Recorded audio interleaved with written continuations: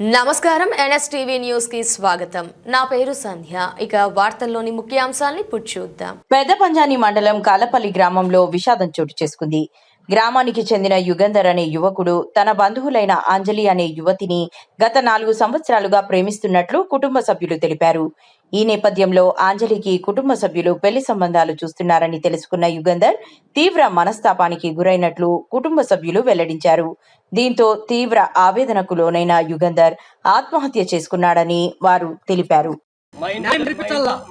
మా ఇంట్లో జరిగిన అన్యాయం ఇంక ఎవరి ఇంట్లో జరగకూడదు, వేరే అతనికి జరగకూడదు. అమ్మాయిల వల్ల మాకు పర్సనల్ కక్షలు ఏం లేదు, మేము కడుపు కాల్చుకున్నాము. మా ఇంట్లో జరిగిన అన్యాయం ఇంక ఏ బిడ్డకి జరగకుండా వాళ్ళకి ఒక మగవాడికే కాకుండా ఒక అమ్మాయి కూడా శిక్ష పడుతుంది అనేసి వాళ్ళు కొంచెం జాగ్రత్తగా ఉంటారు. ఏ తల్లిదండ్రికి మా బిడ్డకు వచ్చిండే అన్యాయం జరగకూడదు మేడం.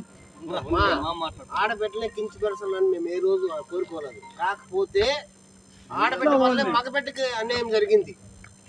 ఈ సమాజంలో మగోడు ఆడబిడ్డని ఫ్రాడ్ చేస్తాడు అని మీ సమాజంలో ఉంది. కాకపోతే ఆడబిడ్డ మగోడిని ఫ్రాడ్ చేయండి. అబ్బాయిని మోసం చేయడము, నమ్మించి మోసం చేయడం, సంపద వాడు మా ఇంటికి ఒక రూపాయి పెట్టలేదు మేడం. తల్లికి కానీ చెల్లికి కానీ అన్నకి కానీ ప్రతి ఒక్క రూపాయి ఆ అమ్మాయికే ఖర్చు పెట్టినాడు. వాడు రోజు కూలికి పోతాడు. మేము మార్కెట్ ఏం చేస్తాడో కూలికి పోతాడు. కూలికి సంపాదించిన డబ్బులు మొత్తం ఆ అమ్మాయికే పెట్టేస్తాడు.